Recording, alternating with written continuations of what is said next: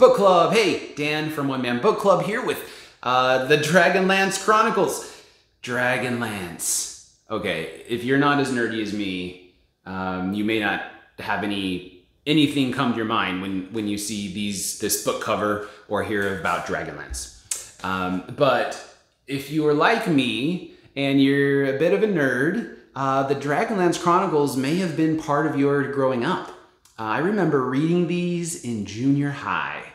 That wonderful pre-pubescent time of your life.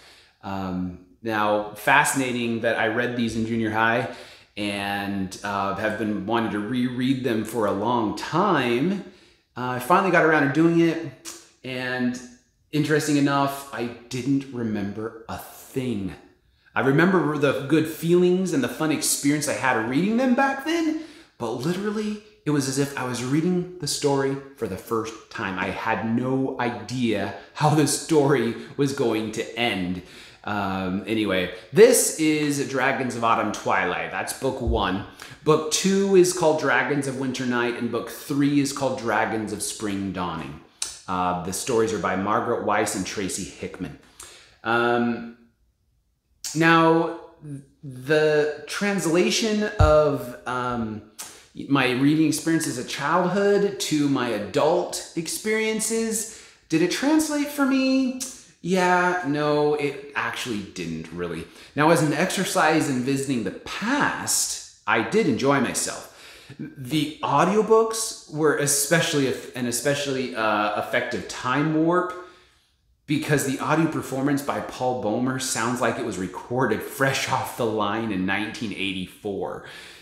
Even though the audio was produced in 2013. I mean, I don't know if you've watched The Last Unicorn lately, but go find a way to watch The Last Unicorn and then listen to the cheesy 80ness of the dialogue. And that's what reading these books made me feel like.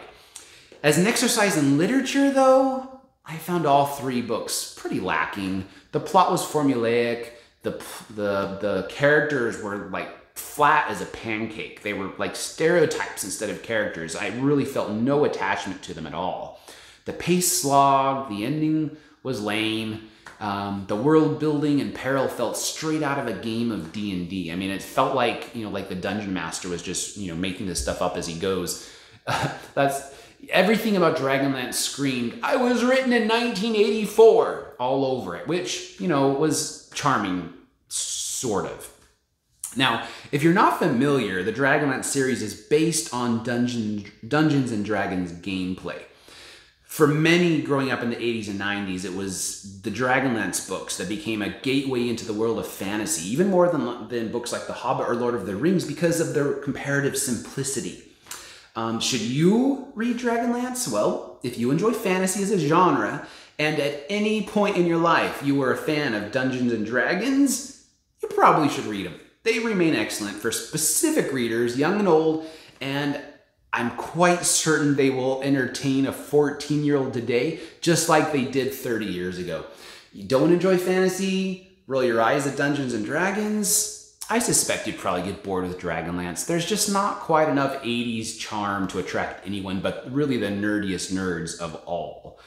There's no content concerns. There's fantasy violence, like orcs getting their heads bashed in and green blood, but no on-screen sex, although there's some pretty heavy longing. I mean, think about like if you were giving an oral description of Fabio on the cover of a book from the 80s, that's kind of the level of